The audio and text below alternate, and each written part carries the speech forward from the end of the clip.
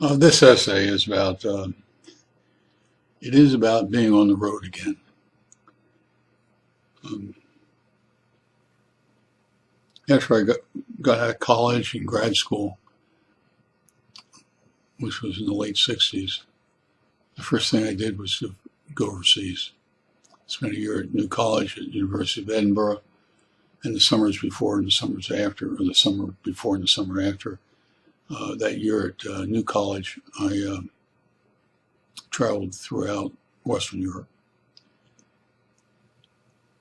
And in the 50 years since then, I have been to Africa, Indochina, Tibet, China, India, Nepal, islands in the South Pacific. I mean, I've taught classes overseas. I've gone to school overseas. I've run tours, been on tours. And of all the places that I have ever traveled to, of all the destinations that I have reached, no one place supersedes what used to be called Burma, which is the name now is Myanmar. And you know, I've tried to understand why, and you know, probably a dozen reasons. Half of them I probably understand already, and the other half I haven't quite collected enough of my thoughts together to put all the pieces of that puzzle together and understand it.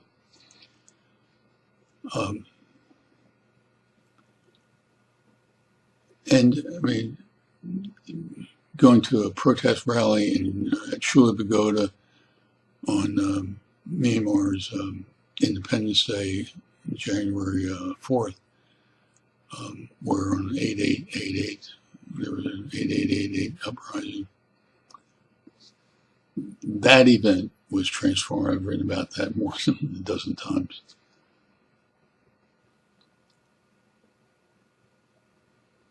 But it was not just being at a protest rally in a military dictatorship, but I was meeting a tour guide by the name of Momo. And it's just one of these serendipitous events in life. I mean, she had to pick up some paperwork so that I could go to the next place I was going to go to, next hotel, I don't know. It was just paperwork. And she said, "Would you mind if I stop at my place, pick it up, and then we can just take off and do whatever we had to do that day?" And then she added, "And besides that, you could meet my daughter, Titi, who was home from some vacation or holiday in Myanmar."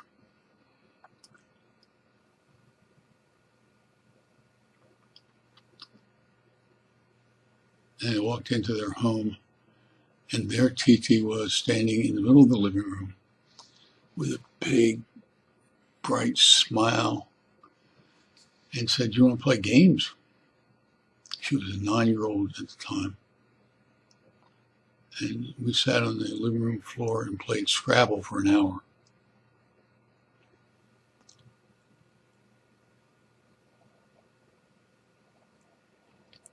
That 1 hour playing Scrabble with a 9-year-old little girl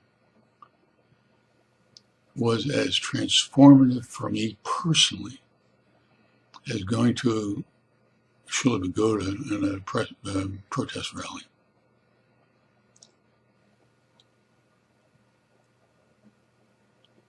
And I've written about this many times. TT is my granddaughter. And several weeks ago, if you look at my webpage and scroll down several weeks, you'll see a picture of a young lady by the name of TT, who's now 12 or 13. And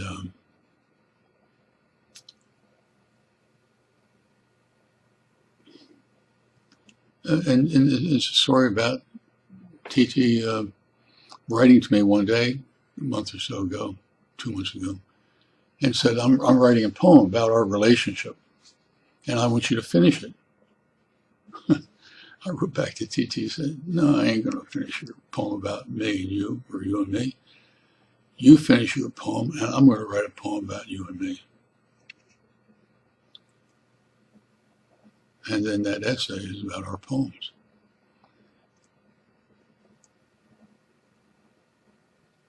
I began my poem by talking about why I went to Myanmar.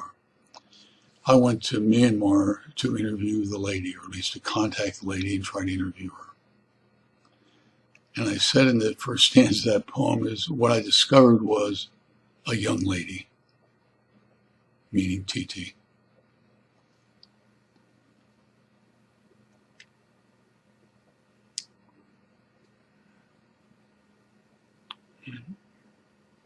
I told TT that the essay would be up the date it was supposed to be.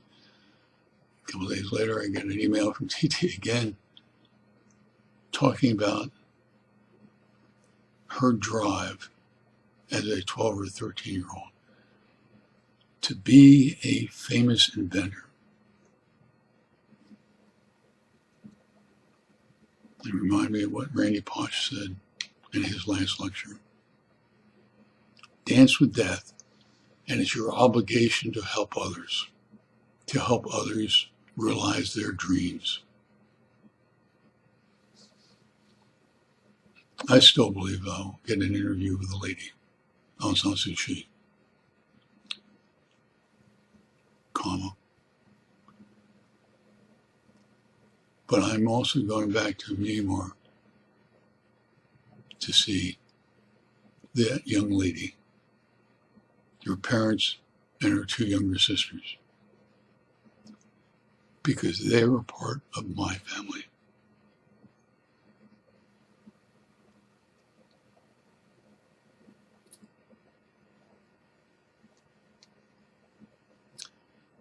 You know, if it wasn't for Momo having to pick up some paperwork at her home, I would have never met TT.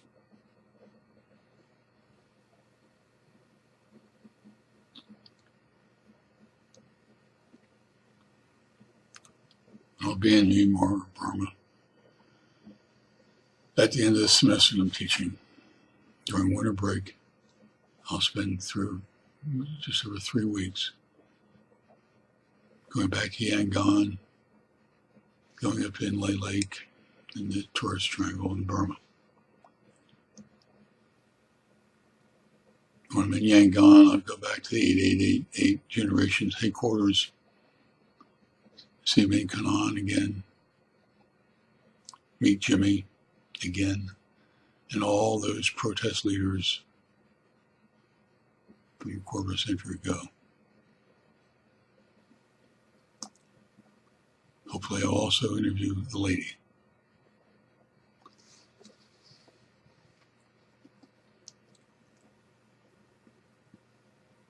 But most importantly, I'll see my granddaughter again.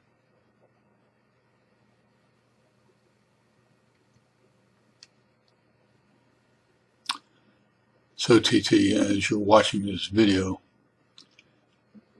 remember, Papa Al shall return. Take care.